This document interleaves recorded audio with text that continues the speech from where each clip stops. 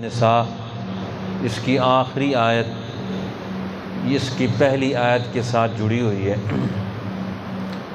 پہلی آیت میں اللہ جل شانہ نے اپنی قدرت کاملہ کو بیان فرمایا، کمال قدرت کو، کہ میں اپنی ربوبیت کی بنیاد پر، اپنے رب العالمین ہونے کی بنیاد پر میں نے اپنی قدرتوں کو بروئے کار لا کر تمہیں پیدا کیا، تمہارے رشتے بنائے، تمہارے لیے یہ کائنات بسائی، تمہیں نعمتوں سے نوازا۔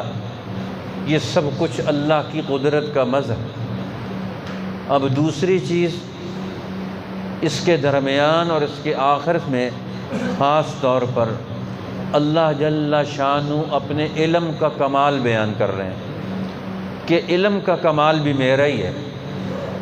اب میری قدرت کے کمال اور علم کے کمال سے دنیا والوں پر کچھ میرا حق۔ جب اللہ کو قدرت حاصل ہے تو ہمیں ماننا پڑے گا کہ وہ قادر ہے اور ہم اس کے ماتحت ہیں۔ پھر اللہ کا علم زیادہ ہے تو ہمیں ماننا پڑے گا کہ اللہ کا علم زیادہ ہے اور صحیح ہے، اور ہم نادان ہیں اور ہم جاہل ہیں۔ ہم اپنے بارے میں وہ کچھ نہیں جانتے، کائنات کے بارے میں کچھ نہیں جانتے، جو ہمارا رب جانتا ہے۔ تو جو بڑا علم ہے، صحیح علم ہے، اس علم کا ماننا اور اس علم کے حقوق کو پورا کرنا یہ دنیا والوں پر واجب ہے، ضروری ہے، فرض ہے۔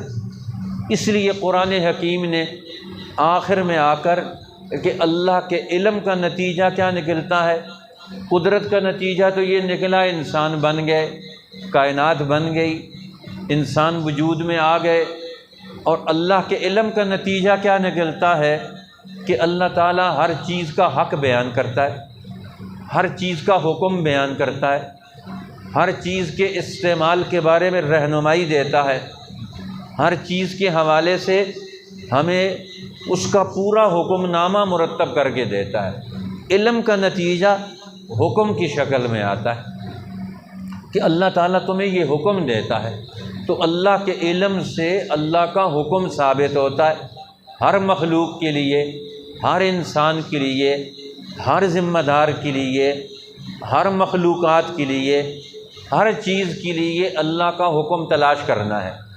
تو اللہ کے نبی آ کر کیا بتاتے ہیں؟ اللہ کا علم سمجھاتے ہیں، پھر اللہ کے علم سے اللہ کا حکم سمجھاتے ہیں، اور حکم کا نتیجہ دنیا میں کیا نکلتا ہے کہ جب ہم اللہ کے حکم کو مانتے ہیں تو پھر اللہ کے حکم کا قانون، اس کی حکومت دنیا میں قائم کرنا مسلمانوں پر فرض ہے کہ وہ دنیا میں جہاں بھی رہیں اللہ کے علم کی بنیاد پر جو حکم پیدا ہو گئے، وجود میں آ گئے، سامنے آ گئے، ان کی دنیا میں حکمرانی قائم کریں۔ اللہ کا حکم چلے گا، اب کسی کا حکم نہیں چلے گا۔ اس لیے اللہ کے سارے نبی وہ دنیا میں اللہ کی حکومت قائم کرتے ہیں۔ اس لیے اسلام کا یہ فلسفہ ہے، عقیدہ توحید کا یہ بنیادی مظہر ہے کہ ہم دنیا میں اللہ کے سوا کسی کو بادشاہ، کسی کو رب، کسی کو حاکم، کسی کو معبود، کسی کو الہ نہیں مانتے۔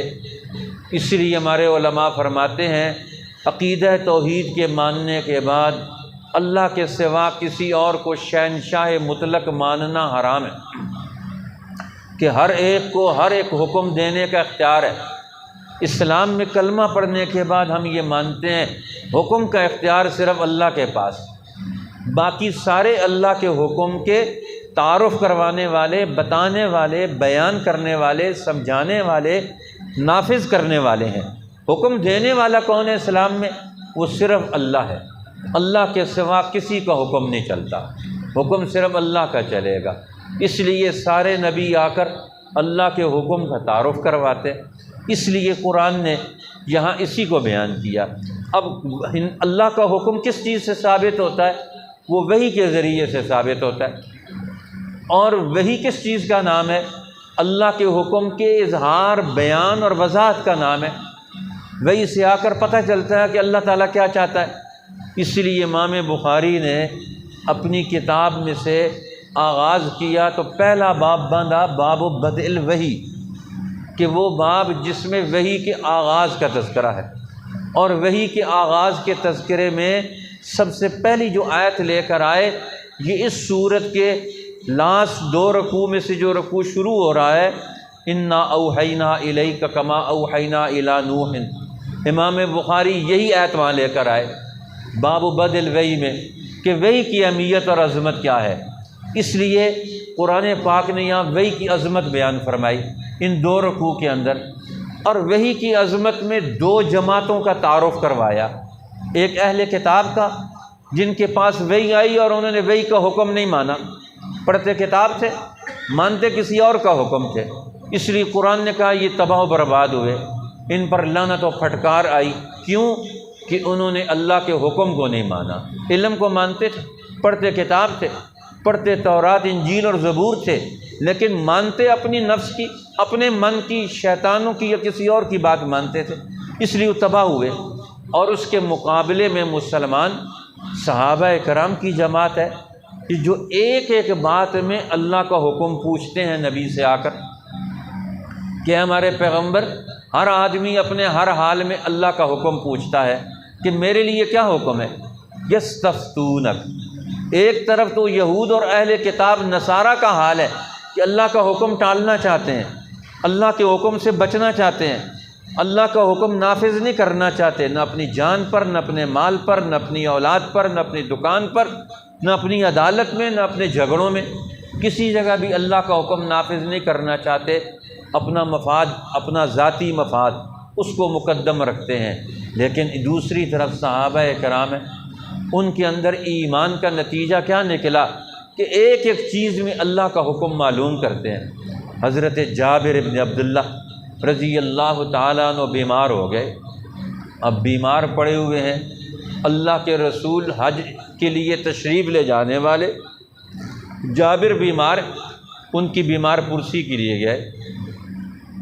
جب وہاں بیمار پرسی کے لیے پہنچے تو حضرت جابر اس بیماری کی حالت میں اپنی بیماری کا دکھڑا نہیں روتے، اپنی ذاتی پریشانی کو نہیں پیش کرتے، وہ کہتے ہیں یا رسول اللہ مجھے بتائیں کہ میں اس بیماری میں اگر چلا گیا تو میرے پیچھے میری بہنیں ہیں، اور تو میرا کوئی رشتہ دار نہیں، اولاد ہے کوئی نہیں، باپ فوت ہو گیا، پیچھے میری بہنیں ہیں، اب میری وراثت کا تقسیم کا مسئلہ کیسے حل ہوگا؟ اب ہمارے لیے کیا حکم ہے شریعت کا، وحی کا، رب العالمین کا، ہمارے لیے کیا حکم ہے؟ اپنی بیماری میں اللہ کے رسول سے سوال کر رہے ہیں، فتویٰ پوچھ رہے ہیں، مسئلہ پوچھ رہے ہیں، حکم معلوم کر رہے ہیں، اسی کا نام فتویٰ ہے۔ فتویٰ نام کس چیز کا ہے؟ شریعت کے حکم واضح کرنے کا۔ آج کل جو مفتی فتوے دیتے ہیں بہت سارے الا ماشاء اللہ، وہ فتویٰ کی بنیاد پر شریعت کے احکامات واضح ہوں اس کے بجائے اور لڑائی جھگڑے پیدا ہوتے ہیں، کیونکہ فتویٰ دینے والا دور دراز بیٹھا ہوا ہے، اس کو یہاں کے بارے میں کوئی پتہ نہیں، قوموں کے بارے میں پتہ نہیں، عوام کے مسائل کے بارے میں پتہ نہیں، اور پھر وہ فتویٰ دے رہا ہے۔ اب اس فتوے سے فتویٰ لینے والا بھی پریشان ہے، فتویٰ دینے والا بھی پریشان ہے، مسئلہ کسی کا بھی حل نہیں ہوتا۔ اس لیے فتویٰ دینا یہ بہت بڑی ذمہ داری ہے۔ حضرت سعید ابن المسیب جلیل القدر تابعین میں سے، دین کے سب سے بڑے راویوں میں سے، حضرت ابو ہریرہ کے سب سے بڑے شاگرد، مدینہ کے 7 فقہاء میں ان کا نام شمار ہوتا ہے۔ مسجد نبوی میں بیٹھے ہوئے ان کے شاگرد ایک راوی کہتے ہیں کہ میں نے دیکھا 40 سال میں مسجد نبوی میں ان کی پہلی صف میں کبھی نماز قضا نہیں ہوئی، لیکن فتویٰ دینے کا حال کیا ہے؟ جو آ کر ان سے مسئلہ پوچھتا ہے کہتے نہیں فلاں عالم کے پاس چلے جاؤ، وہ فلاں تابعی بیٹھا ہوا اس کے پاس چلے جاؤ، مسئلہ نہیں بتاتے ہیں اس کو۔ ہر ایک آدمی، آج ہر آدمی جو اٹھتا ہے وہ مسئلہ بتانا شروع کر دیتا ہے۔ یہ مسئلہ بتانا، یہ اپنی ذمہ داری لینا ہے۔ صحابہ کرام میں، تابعین میں 100 تابعین بیٹھے ہوتے تھے، مسئلہ نہیں بتاتے۔ مسئلہ کون بتائے گا؟ جس کو ڈیوٹی دی گئی ہے، جس کو ذمہ داری دی گئی ہے، خلیفہ وقت نے، علماء نے، اہل علم نے جس پر اعتماد کیا ہوا ہے، وہ فتویٰ بتائے گا، جو سب سے بڑا متقی ہے، سب سے بڑا عالم ہے، حالانکہ بڑے بڑے متقی اور عالم ہیں، لیکن فتویٰ نہیں دیتے، مسئلہ نہیں بتاتے، دوسرے کے پاس بھیجتے ہیں۔ اس لیے ایک تو صحابہ کرام میں مسئلہ پوچھنے کا تھا کہ ہر ایک مسئلہ پوچھتے ہیں، فتویٰ پوچھتے ہیں، حکم پوچھتے ہیں، اور دوسری طرف ان کا یہ عالم تھا کہ ہر ایک مسئلہ نہیں بتاتا۔ اب نبی پاک صلی اللہ علیہ وسلم نے اپنے دور میں کچھ لوگوں کی ڈیوٹیاں لگائی تھیں، حضرت ابو بکر نے کچھ لوگوں کی ڈیوٹیاں لگائی تھیں، حضرت عمر نے کچھ لوگوں کی ذمہ داری لگائی تھی کہ یہ مسئلہ بتائیں گے۔ اسی طریقے سے حضرت عثمان نے اپنے دور میں ڈیوٹیاں لگائی تھیں، ہر ایک کی ذمہ داریاں لگائی تھیں کہ آپ نے مسئلہ بتانا ہے، رہنمائی دینی ہے دین کے بارے میں، اس لیے مسئلہ بتانا بڑی ذمہ داری۔ اس لیے رسول اللہ نے فرمایا میری امت پر جب تباہی بربادی آئے گی، زوال آئے گا، تو اس زوال کی ایک علامت یہ بھی ہوگی، اتخذ الناس رؤوسا جہالا، لوگ جاہل لوگوں کو اپنا سردار، اپنا لیڈر، اپنا مفتی اور اپنا عالم بنائیں گے، جن کو نہ قرآن آتا ہے، نہ حدیث آتی ہے، نہ فقہ آتی ہے، نہ تاریخ آتی ہے، نہ انسانی زندگی کے مسائل پڑھے ہیں، اور نہ دنیا میں جو فقہ کی بصیرت ہے، قانون کی بنیادیں وہ پڑھی ہیں، کچھ بھی پتہ نہیں ہیں، لوگوں کے رہنما ہیں، اور کام کیا کریں گے؟ افتوا بغیر علم، لوگوں کو فتوے دیں گے بغیر علم کے، پتہ شتہ کچھ نہیں، مسئلہ ضرور بتائیں گے۔ ضلوا فاضلوا، خود بھی گمراہ ہوں گے، دوسروں کو بھی گمراہ کریں۔ اس لیے یہ فتویٰ دینا یہ معمولی کام نہیں ہے، یہ بہت بڑا کام ہے۔ ہر ایک مسئلہ نہیں بتا سکتا، فتویٰ نہیں دے سکتا۔ ایک عورت آئی امام ابو حنیفہ کے پاس، امام اعمش کے پاس، مسجد کوفہ میں بیٹھے ہوئے ہیں کہ مجھے مسئلہ بتاؤ، میرا یہ پاکی کا ناپاکی کا یہ مسئلہ ہے، میرے لیے کیا حکم ہے؟ حالانکہ روزانہ حدیثیں بیان کرتے ہیں، وہ صبح سے شام تک کوفہ کے اندر دارالعلم اور حکمت کے اندر بیٹھ کر علم حدیث پڑھا رہے ہیں۔ وہ کہتے ہیں مسئلہ مجھے نہیں آتا، حدیث سننی ہے تو میں تجھے بتا دیتا ہوں، لیکن مسئلہ پوچھنا ہے تو وہ ابو حنیفہ بیٹھے ہوئے، جا کر ان سے مسئلہ پوچھو۔ اور گئے، جا کر ان سے مسئلہ پوچھا، امام ابو حنیفہ نے ان کو مسئلہ بتا دیا۔ مسئلہ بتا کر ان سے پوچھا کہ جب امام ابو حنیفہ مسئلہ بتائیں تو مسئلہ مجھے بھی آ کر بتانا کہ انہوں نے کیا مسئلہ بتایا ہے۔ اب اس نے مسئلہ پوچھا، امام ابو حنیفہ نے مسئلے کا جواب دیا، اور مسئلے کا جواب دے کر وہ عورت واپس آئی، انہوں نے کہا میرا مسئلہ یہ تھا، انہوں نے یہ جواب دیا۔ اب یہ اٹھے اور جا کر ان سے پوچھا کہ آپ نے یہ مسئلہ کہاں سے بیان کیا ہے، اس عورت کے مسئلے کا حل آپ نے کہاں سے نکالا ہے؟ انہوں نے کہا اسی حدیث سے نکالا ہے جو آپ نے فلاں دن بیان کی تھی۔ وہ ساری حدیث پڑھ کر سنائی۔ اب جب انہوں نے اس حدیث سے مسئلہ اخذ کر کے بتایا تو پھر تو امام اعمش نے 4 5 6 حدیثیں سند کے ساتھ پڑھ دیں۔ فرمایا اب تو آپ حدیث پڑھ رہے ہیں، اس عورت نے آ کر مسئلہ پوچھا تھا تو آپ کو مسئلے کا تو نہیں پتہ تھا۔ اس لیے امام شافعی رحمۃ اللہ علیہ فرمایا کرتے تھے، محدثین اور فقہاء کا مرتبہ بیان کرنے کے لیے وہ فرماتے ہیں فقہاء کی مثال ایسی ہے جس طرح ایک ڈاکٹر ہو، ایک طبیب ہو، ایک ماہر انسان ہو، اور فقیہ کی مثال یہ ہے۔ اور دوسرا اس کے مقابلے میں وہ آدمی کہ جو حدیث بیان کرتا ہے اس کی مثال ایسے ہے جس طرح پنساری ہو، میڈیکل سٹور والا ہو۔ اب پنساری اور میڈیکل سٹور والا کیا کرتا ہے؟ جو آپ نسخہ بتاتے ہیں وہ آپ کو نسخہ دے دیتا ہے، لیکن آپ کی بیماری کا علاج نہیں کر سکتا۔ بیماری کا علاج کون کرے گا؟ وہ ڈاکٹر اور طبیب کرے گا، ماہر حکیم کرے گا۔ اس لیے امام شافعی فرمایا کرتے تھے، فرمایا یا معاشر فقہاء انتم الاطباء، اے فقہاء کی جماعت تم اطباء ہو، تم ماہرین ہو انسانی جسم کے، ونحن الصیادلہ، اور ہم جو حدیث بیان کرنے والے ہیں ہم پنساری ہیں، ہم میڈیکل سٹور والے ہیں، اس لیے ہمارے پاس مال تو بہت ہے لیکن علاج نہیں کر سکتے۔ علاج کون کرے گا؟ وہ فقیہ کرے گا جس کو دین کی اور انسانی زندگی کی سمجھ ہوگی۔ اس لیے نبی پاک صلی اللہ علیہ وسلم کی ذات میں، صحابہ کرام میں اور ان کے شاگردوں میں ایک پورا طبقہ ہے جن کے اندر دین کی فقاہت اور بصیرت ہے، تو وہ فتویٰ پوچھتے ہیں آپ سے۔ حالانکہ ہر صحابی قرآن تو اس نے رسول اللہ سے پڑھا ہوا ہے، لیکن جب مسئلہ اپنا آتا ہے تو پھر جا کر رسول اللہ سے مسئلہ پوچھتا ہے، اپنے علم پر بھی عمل نہیں کرتا۔ اس لیے ہمارے علماء فرماتے ہیں کہ بڑے بڑے علماء جب ان کو اپنے عمل کی بات پیش آئی تو وہ فتویٰ لکھ کر دوسرے علماء سے جا کر پوچھتے ہیں کہ آپ ہمیں بتائیں اس مسئلے میں ہمارے لیے شریعت کا کیا حکم ہے۔ وہ کہتے ہیں آپ تو ہمارے استاد ہیں، ہم آپ کو کیسے مسئلہ بتائیں۔ مولانا اشرف علی تھانوی رحمۃ اللہ علیہ بڑے اجلہ والے علم میں سے ہیں، ان کو اپنا ایک مسئلہ پیش آ گیا دانتوں کے مسئلے میں، تو انہوں نے دارالعلوم دیوبند میں فتویٰ لکھ کے بھیجا کہ میرے لیے کیا حکم ہے اس مسئلے میں۔ انہوں نے کہا آپ تو ہمارے استاد ہیں۔ انہوں نے کہا انسان کی طبیعت اپنے لیے آسانی تلاش کرتی ہے، اس لیے میں مسئلہ آپ سے پوچھتا ہوں۔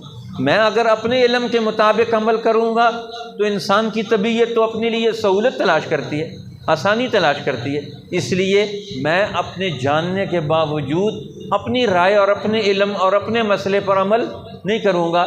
میں تم سے پوچھتا ہوں، آپ مجھے مسئلہ بتائیں گے، حکم بتائیں گے، اس پر عمل کروں گا۔ یہ احتیاط کا عالم ہے فتویٰ دینے میں، مسئلہ بتانے میں۔ تو اللہ فرماتے ہیں قُلِ اللَّهُ يُفْتِيكُمْ، مسئلہ رسول اللہ سے پوچھ رہے ہیں، اور فتوے کا جواب کون دے رہا ہے؟ اللہ۔ قُلِ اللَّهُ يُفْتِيكُمْ، اللہ فتویٰ دیتا ہے، اللہ حکم بتاتا ہے، اللہ تمہیں مسئلہ بتاتا ہے، نبی اس مسئلے کا بیان کرتا ہے۔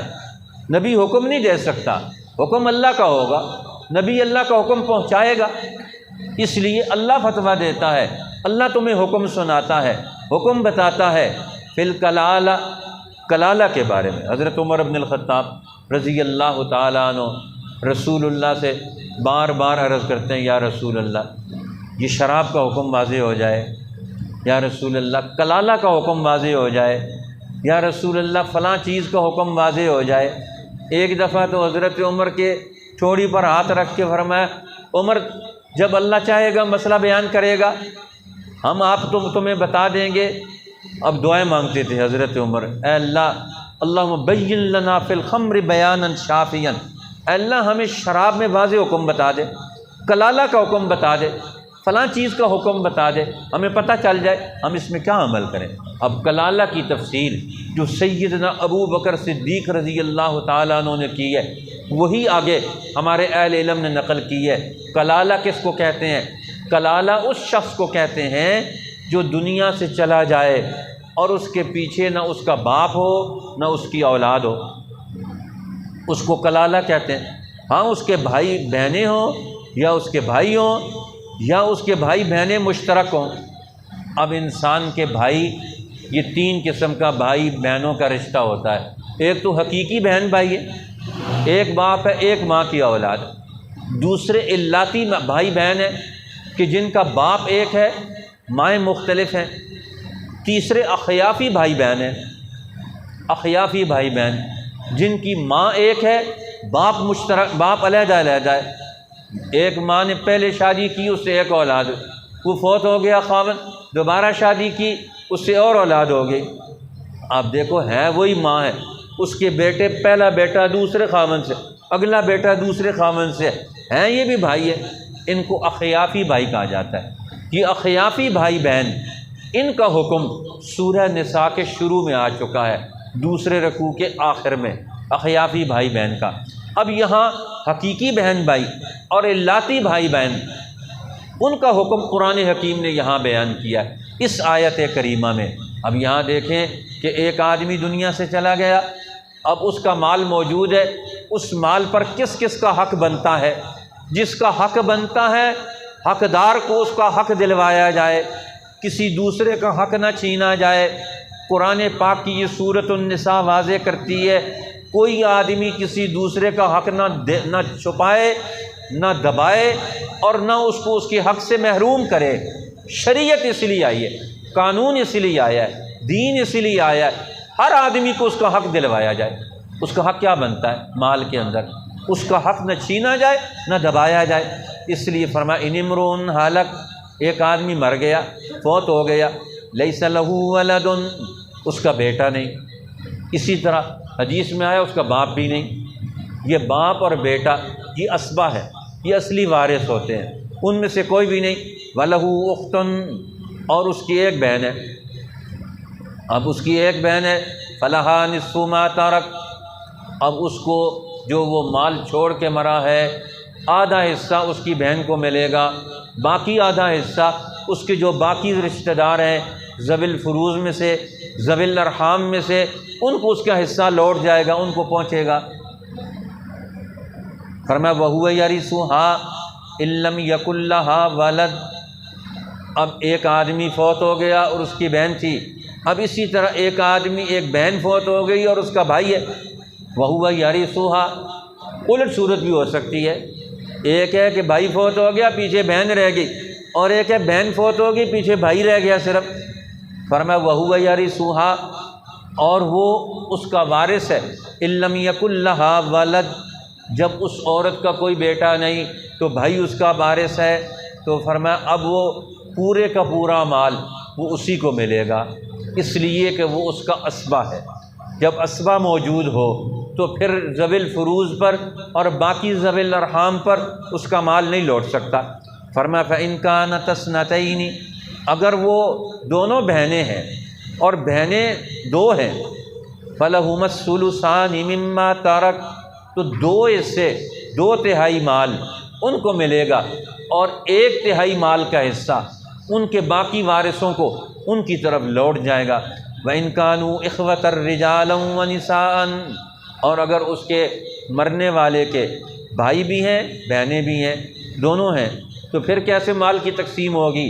فَلِلذَّكَرِ مِثْلُ حَظِّ الْأُنثَيَيْنِ، تو ایک مرد کا حصہ 2 عورتوں کے برابر ہوگا، اس طرح ان میں مال کو تقسیم کیا جائے گا۔ فرمایا یہ سارے مسئلے بیان کرنے کے بعد اللہ فرماتے ہیں یبین اللہ لکم، یہ اللہ نے تمہارے لیے حکم بیان کر دیا، کھول دیا، تاکہ پتہ چل جائے کس کس کا کیا حق بنتا ہے، ہر ایک حقدار کا حق اور اس کا حکم واضح ہو گیا۔ اب اس واضح حق اور حکم کے بعد اس کو نہ ماننا یہ سب سے بڑی گمراہی ہے، ان تضلوا، کہ تم گمراہ ہو جاؤ۔ آج مسلمان گمراہی کے شکار ہے، بھائی کا حق دینے کے لیے تیار نہیں ہے، اسے پتہ ہے کہ یہ مال میرا نہیں ہے، میرے مال میں میرا بھائی مشترک ہے، بھائی کو مال دینے کے لیے تیار نہیں ہے۔ بھئی اللہ نے جب حق متعین کر دیا، ہم کسی کا حق کیسے روک سکتے ہیں؟ بہن کا حق دینے کے لیے تیار نہیں ہے، جب اللہ نے حق بتا دیا ہے پھر ہم اپنی مرضی کرتے ہیں، اسی کا نام تو گمراہی ہے۔ اللہ کا حق، اللہ نے جو حق بیان کر دیا، جو حکم بیان کر دیا وہ حق ہے، اور اس کو جو نہ مانے وہ گمراہی ہے۔ یہ گمراہی بڑی تباہی ہے، اس لیے آج ہر معاشرے کے بڑے بڑے لوگ، خاندان تباہی اور بربادی کا شکار ہو گئے۔ کیوں؟ ہر ایک آدمی حقدار کو اس کا حق دینے کے لیے تیار نہیں، اور خود رضاکارانہ طور پر اس کو حق دے، یہ ضروری چیز ہے۔ فرمایا اگر تم اللہ کی وحی اور حکم کے مقابلے میں اپنی رائے رکھتے ہو، یہ تو گمراہی ہے۔ یہ یہود کا مرض تھا، آج یہی مرض ہمارے اندر ہے۔ قرآن بیان کرتا ہے فلاں کا حق بنتا ہے، میں کہتا ہوں نہیں، یہ میرا حق بنتا ہے۔ بھئی ہم نے اپنا حق کہاں سے لینا ہے؟ قرآن سے لینا ہے، دین سے لینا ہے۔ اس لیے اپنے حق کا تعین خود کرنا یہی تو بڑی گمراہی ہے۔ قرآن کہتا ہے جو اللہ نے، اللہ کے رسول نے حکم متعین کر دیا وہ حق ہے، اور جو تم گمراہی متعین کرو گے وہ گمراہی ہے۔ گمراہی سے نکلو، حق کی طرف آؤ، تاکہ کل قیامت میں اللہ کے سامنے حق لے کر آؤ، گمراہی لے کر نہ ہو۔ واللہ بکل شیء علیم، اللہ ہر چیز سے واقف ہے، جو کچھ تم کر رہے ہو تمہارے کرتوتوں سے آگاہ ہے۔ اللہ تعالی ہمیں قرآن حکیم اور دین کا ہر حکم، حق حکم، اسے ماننے کی اور ہر گمراہی سے نکلنے کی توفیق عطا فرمائے۔ یستفتونک، وہ آ کر آپ سے مسئلہ پوچھتے ہیں، حکم پوچھتے ہیں۔ قل اللہ یفتیکم فی الکلالہ، کہہ دیجیے اللہ حکم بتاتا ہے تمہیں کلالہ کا۔ ان امرؤ ہلک، اگر کوئی مرد مر گیا، لیس لہ ولد، اس کا بیٹا نہیں، ولہ اخت، اور اس کے ایک بہن ہے، فلہا نصف ما ترک، اس کی بہن کو پہنچے آدھا حصہ اس کا جو وہ مال چھوڑ مرا۔ وہو یرثھا ان لم یکن لہا ولد، اور وہ بھائی اس کے سارے مال کا وارث ہے اگر اس بہن کا کوئی اور نہ ہو بیٹا۔ فإن كانت اثنتين، پھر اگر 2 بہنیں ہوں، فلہما الثلثان مما ترک، تو ان کو پہنچے 2/3 اس مال کا جو چھوڑ مرا وہ۔ وَإِن كَانُوا إِخْوَةً رِجَالًا وَنِسَاءً، اگر کوئی شخص ہو کہ اس کے رشتہ دار کچھ مرد ہیں اور کچھ عورتیں، فَلِلذَّكَرِ مِثْلُ حَظِّ الْأُنثَيَيْنِ، تو ایک مرد کا حصہ ہے 2 عورتوں کے برابر۔ یبین اللہ لکم، بیان کرتا اللہ تمہارے سامنے، ان تضلوا، کہ تاکہ تم گمراہ نہ ہو جاؤ، واللہ بکل شیء علیم، اور اللہ ہر چیز سے واقف ہے۔ صدق اللہ العظیم۔